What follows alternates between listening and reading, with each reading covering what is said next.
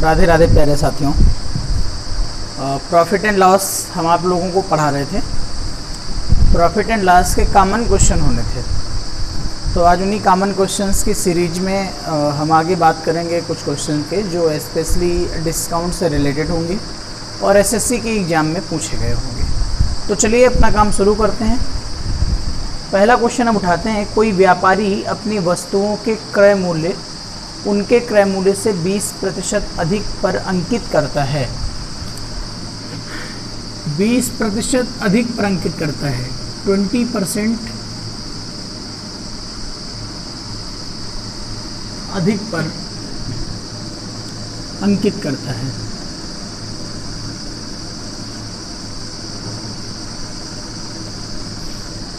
इतनी डिटेल तो ये हो गई। और बेचने के समय 10% का डिस्काउंट देता है, यानी उसका जो डिस्काउंट है वो 10% है। ठीक है, पूछ रहा है बताइए प्रॉफिट परसेंट कितना होगा। ठीक, पूछ रहा है बताइए प्रॉफिट परसेंट कितना होगा। आइए हम समझते हैं।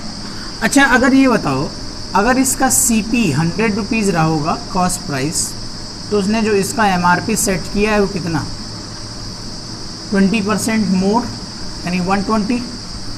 और इसका जो सेलिंग प्राइस बनेगा वो 120 में डिस्काउंट देने के बाद बनेगा। और डिस्काउंट कितना दे रहे हो आप, 10% का, यानी इसका 90% अमाउंट आप लेंगे, अर्थात 108 रुपीज़। अब आप बताइए, अगर किसी चीज़ पर आपने 100 रुपये की लागत लगाई है तो बिकी कितने की है, 108 की, यानी ओवरऑल आपने कितना कमाया है, 8 रुपये। 100 में 8 रुपीज़ का अगर प्रॉफिट हुआ है तो प्रॉफिट परसेंटेज कितना होगा, 8%। आई थिंक आपको ये बात समझ में आ रही होगी। इस तरह से आपको ये सवाल हल करना है। अगला क्वेश्चन देखते हैं।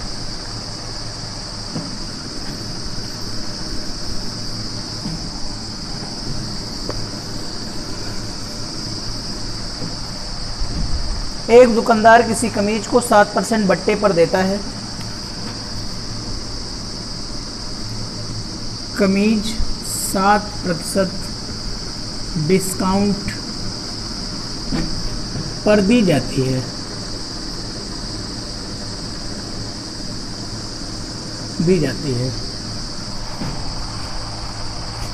आगे लिखा है यदि डिस्काउंट 9% होता, यदि डिस्काउंट कितना कर दिया जाए, 9%। पहले 7% डिस्काउंट था, अब 9% का डिस्काउंट है, तो उसे 15 रुपये कम मिलते हैं। कितने रुपए कम मिलते हैं, रुपये 15 कम मिलते हैं। हमसे पूछ रहे हैं बताइए उसका MRP कितना है। उसका MRP बहुत सरल सवाल है यार। पहले डिस्काउंट 7 रुपीज़ का था 100 में, अब डिस्काउंट 9 रुपीज़ का है। यानी अगर कोई कस्टमर पहले किसी भी प्रोडक्ट के 93 रुपीज़ पे करता था, तब कितना पे करेगा, 91। कितने का गैप आ रहा है, 2 का। या इतना अगर नहीं समझ रहे हैं आप, तो आप समझिए कि मैंने आपको एक कॉन्सेप्ट पढ़ाया था, percentage difference equal to value difference. Percentage difference equal to value difference, ये बात परसेंटेज में भी लागू हुई थी और यही बात प्रॉफिट एंड लॉस में लागू होगी। परसेंटेज पढ़ाते समय ही हमने बता दिया था कि आपको इसका ध्यान रखना है। अब आप देखें, परसेंटेज डिफरेंस आया 2% और वैल्यू है कितनी, 15। इसको अगर आपको 100 बनाना है तो 50 से गुणा करा दीजिए, 15 25 75 रुपये 750 उसका जो है MRP है। सरल सरल सवाल हैं और ये सारे सवाल लगभग किसी न किसी परीक्षा में पूछे गए।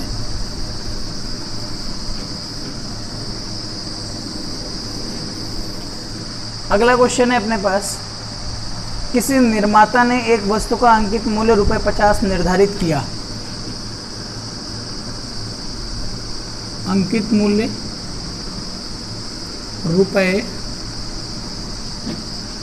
₹50 निर्धारित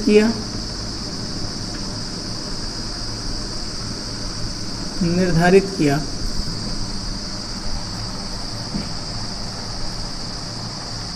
और 20% का बट्टा देकर बेच दिया, और जो डिस्काउंट दिया है वो 20%, और इसके बावजूद भी उसे लाभ हो रहा है, प्रॉफिट उसे हो रहा है कितना, 25% का। ठीक है, ये क्या हुआ उसका MRP।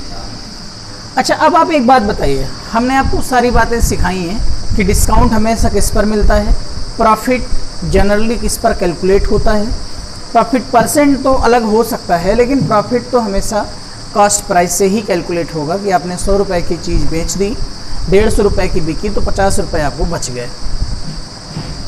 तो यहाँ पर 50 रुपये का निर्धारण है, मतलब ये आपका MRP है।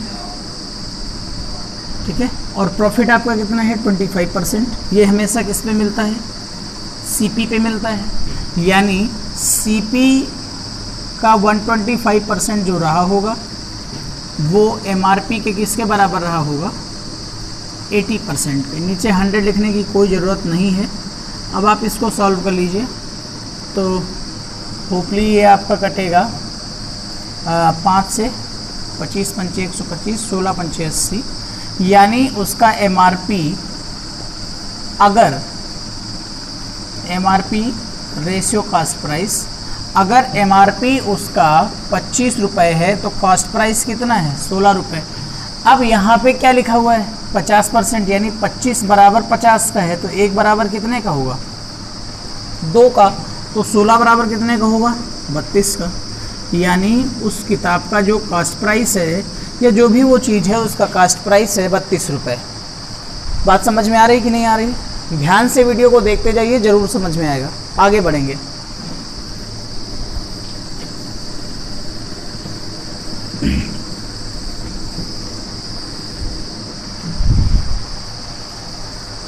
अगला क्वेश्चन है अपने पास, एक रेडियो का अंकित मूल्य ₹4800 है।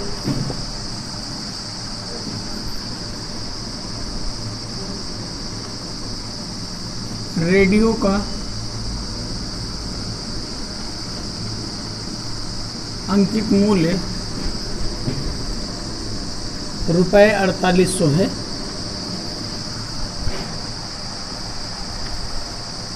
दुकानदार इस पर 10% का डिस्काउंट देता है।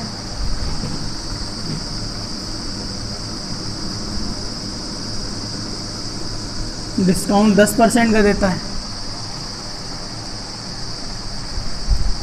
और 8% लाभ कमाता है, यानी जो उसको प्रॉफिट हो रहा है वो 8% हो रहा है। क्वेश्चन ये कह रहा है कि यदि, या ऐसे लिख लीजिए, नो डिस्काउंट की पोजीशन में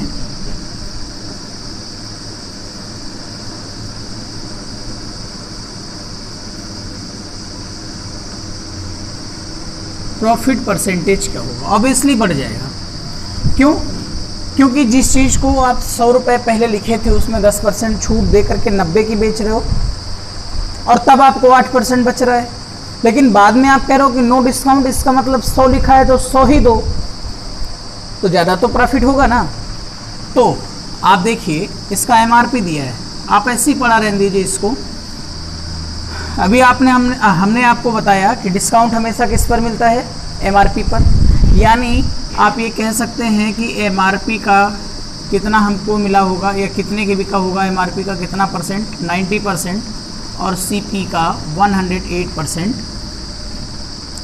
और ये 18 पंचे 90, 18 छांग 108, यानी अगर MRP उसका 6 रुपये है तो उसका कास्ट प्राइस कितना है मेरे बच्चे, 5 रुपये। अब 6 बराबर एग्जैक्टली किसके हैं, 4800 के। ठीक है, 6 बराबर 4800 के, तो 1 बराबर कितने के, 800 के, 5 बराबर कितने के, 4000 के।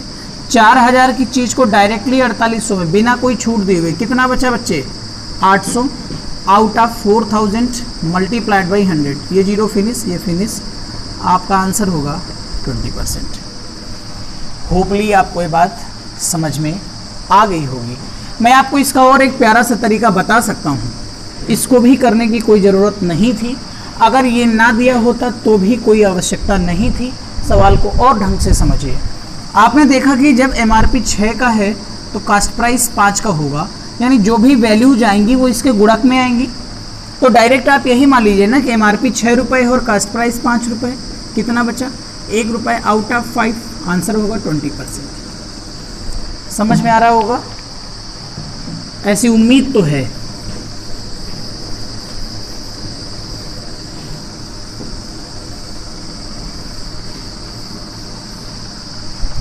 अगले क्वेश्चन की तरफ बढ़ेंगे।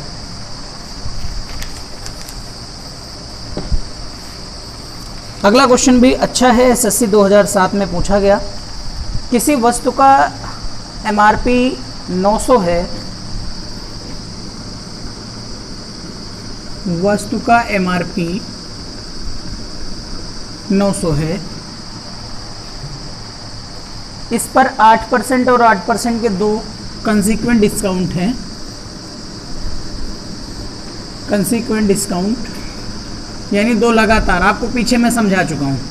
जिसने भी पीछे की बातें नहीं समझी हैं, रिक्वेस्ट है कि आप पीछे वीडियो देख लीजिए, basics of profit and loss.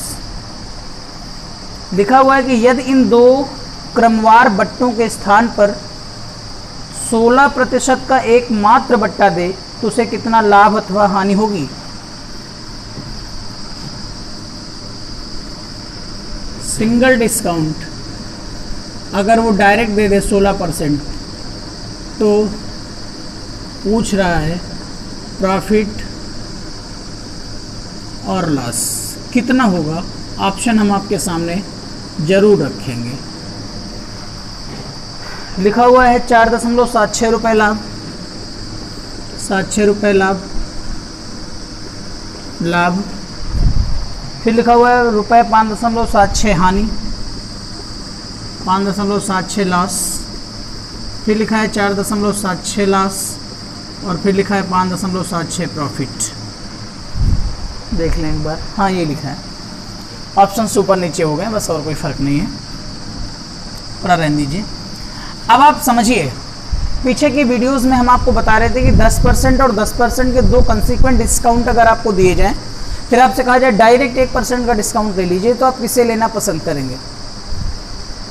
किसे लेना पसंद करेंगे? 10-10 के दो या फिर 20 का एक?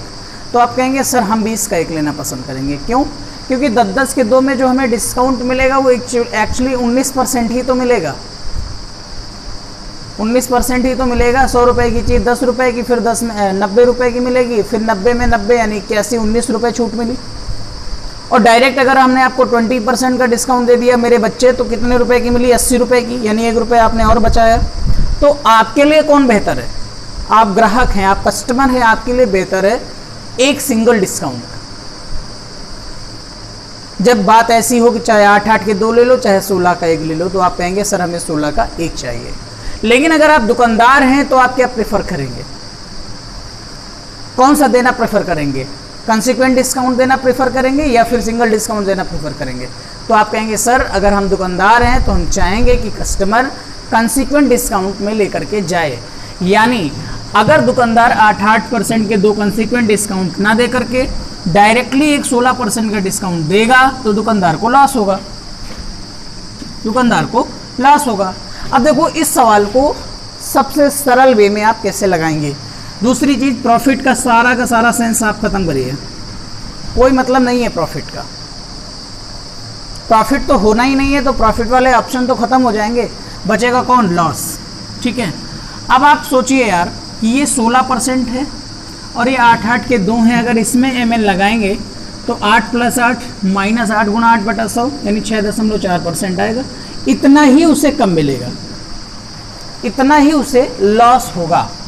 तो 900 6.4/100, 9 चौक 36, 9 छाक 54, 54 3 57, 5.76 रुपये का लॉस होगा। बहुत लोग सोच रहे होंगे सर इसको आपने कैसे लगा दिया।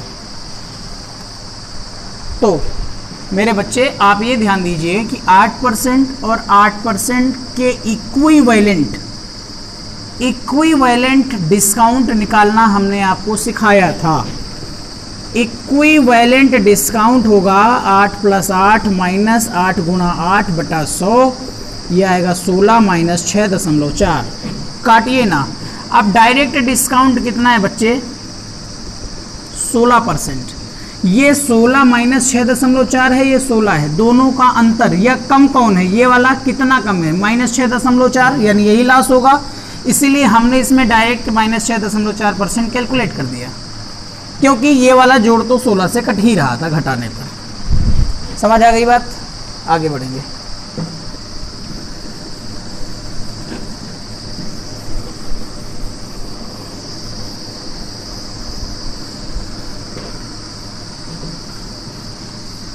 अगले क्वेश्चन में किसी कमीज तथा पैंट के एमआरपी 1:2 के रेशियो में है। शर्ट रेशियो पैंट, और इनका जो एमआरपी है वो 1:2 है। आगे लिखा है दुकानदार कमीज पर 40% की छूट देता है। Given discount 40%।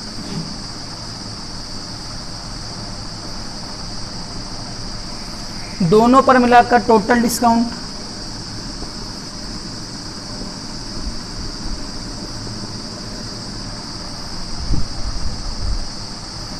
कमीज पर 40% की छूट है। Discount on shirt 30%। तो पूछ रहा है आपसे पैंट पर दी गई छूट कितनी है। जी, पैंट पर दी गई छूट कितनी है, यानी discount on pant, discount on pant आपको कैलकुलेट करना है। अब आप कहेंगे कि सर टोटल जो रिजल्ट है वो 30 है, जो शर्ट पर है वो 40 है, तो क्यों ना हम इसमें mn लगा दें।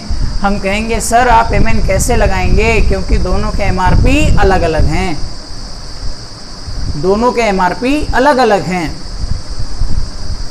अब जिस क्वालिटी की शर्ट हम पहनते हैं वो 100 रुपये के लगभग हम मान लेते हैं, हम ऐसे ही पहनते भी हैं, और 200 रुपया की पैंट, तो हमने जो टोटल खर्चा किया है वो 300 रुपये। इसका जो सीपी है, जो सीपी है वो सीपी 300 रुपये हो गया। सीपी कितना हो गया? 300 रुपये हो गया। सीपी कितना हो गया? 300 रुपये हो गया। सॉरी, सीपी नहीं है, एमआरपी। एमआरपी 300 हो गया, राइट। अब अगर पैंट शर्ट हम बेचेंगे, शर्ट 100 रुपये की थी, अगर बेचेंगे तो 40% डिस्काउंट देंगे, यानी शर्ट को बेचेंगे 60 रुपये में। ओके। अब आप बात करिए पैंट, पैंट कितने रुपए की बिकेगी, तो पैंट भाई थी कितने की? 200 की, लेकिन डिस्काउंट कितना है? 30%, यानी पैंट बिकेगी 140 रुपये की।